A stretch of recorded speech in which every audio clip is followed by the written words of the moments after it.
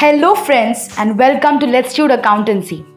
Today we are going to learn past year adjustments in partnership final accounts.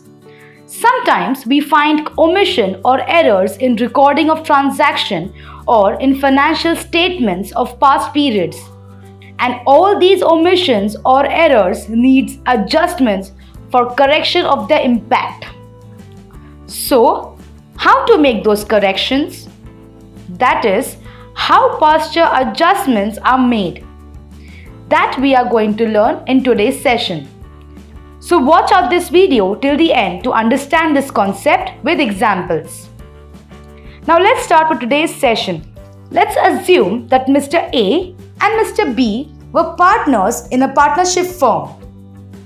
Now, while preparing the books of accounts of their firm, they gave a lot of attention to the fact that there are no errors, so that the final results display the financial information accurately. This provides a true and fair financial position of the firm, which helps in better decision making for the future. However, even after practicing extensive care, a few errors and omissions were detected in the books of accounts. And if those are not corrected, then it will ultimately lead to incorrect presentation of transactions in the books of accounts and other statements. Now, if these errors come in notice before preparing the final accounts, then they could easily be rectified by passing adjustment or rectification entries, right? But what if these omission or errors are discovered post preparation of financial statements and distribution of profits between the partners? That is, what if the errors are detected in the next financial year? In such a scenario, will Mr. A and Mr. B be able to rectify these errors? What adjusting entries Mr. A and Mr. B would pass in their books of accounts to make the rectification? Not sure of this? Don't worry. All these questions would be answered by the end of this session. Let us first understand what is the meaning of this term past adjustments. Sometimes a few omissions or errors are found in the recording of transactions or the preparation of summary statements after the final accounts have been prepared and the profits already being distributed among the partners. The omission may be in respect of interest on capitals, interest on drawings, interest on partners' loans, partners' salary, partners' commission, or outstanding expenses. There may also be some changes in the provision for partnership deed or system of accounting having impact with retrospective effect, that is, taking effect from the date in the past. But we cannot keep these errors or omissions unsolved, right? So, all these acts of omission and commission need adjustments for correction of the impact. Such adjustments are called past adjustments as they are related to the past period. Now, next question arises: how to rectify these errors? So friends, in such situation, instead of alteration of entries already posted in the past, that is, posted in the final accounts which have already been closed, the firm rectifies the errors or omissions by passing an adjustment entry in the beginning of the current financial year.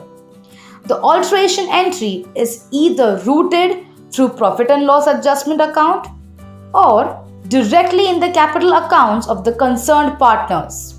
Let us take an example for better understanding of the topic. X and Y are partners in a firm sharing profits equally.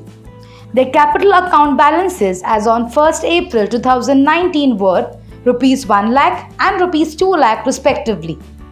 After the finalization of the books of accounts for the financial year ending March 31st, 2020, it is found that there has been omission of interest on capital at the rate of 6% per annum, as agreed by the partners in the partnership deed. Pass the necessary adjusting entry to rectify this error. So friends, firstly, this is a past adjustment since error was detected after the finalization of the books of accounts. Correct? Now next, we will pass adjusting entry using profit and loss adjustment account.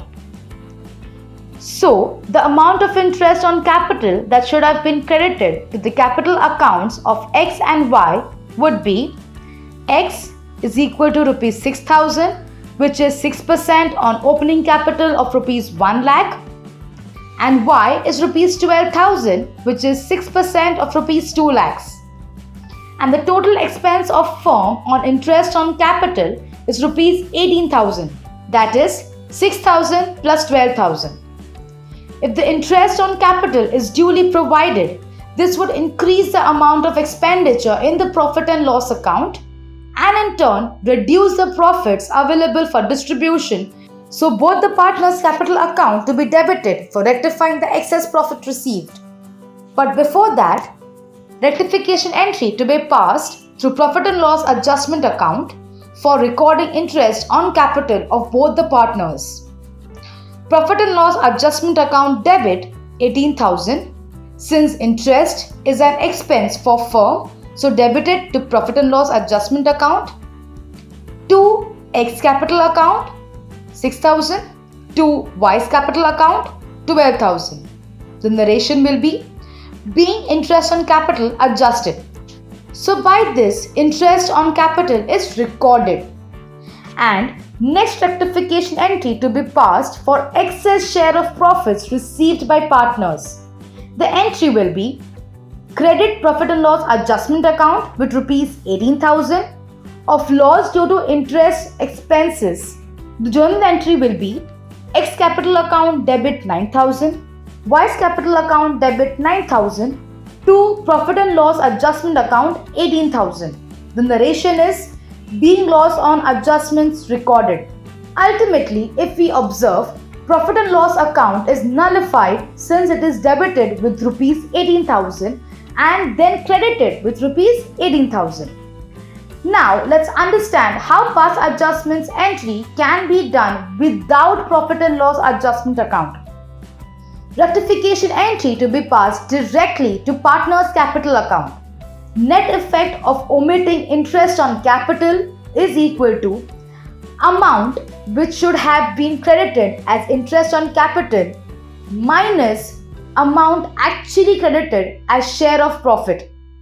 So in this case, interest on capital X is equal to 1 lakh into 6%, which comes to rupees 6,000, and Y is equal to rupees 2 lakh into 6%, which comes to rupees 12,000.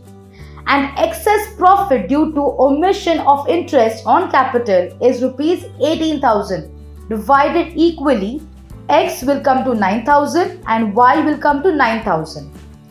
And so, the net effect of omitting interest on X capital is equal to 6,000 minus 9,000, which comes to 3,000.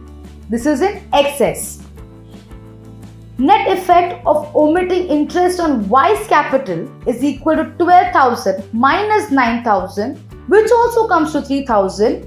Now this is falling short. The entry to be passed for this past adjustment will be X capital account debit 3,000 to Y's capital account 3,000. The narration will be being adjustment for omission of interest on capital, debiting capital of partners who received excess and crediting capital of partners who received short. Is this clear? We hope you like this session and you have understood the concept very well. See you in the next session. Thank you.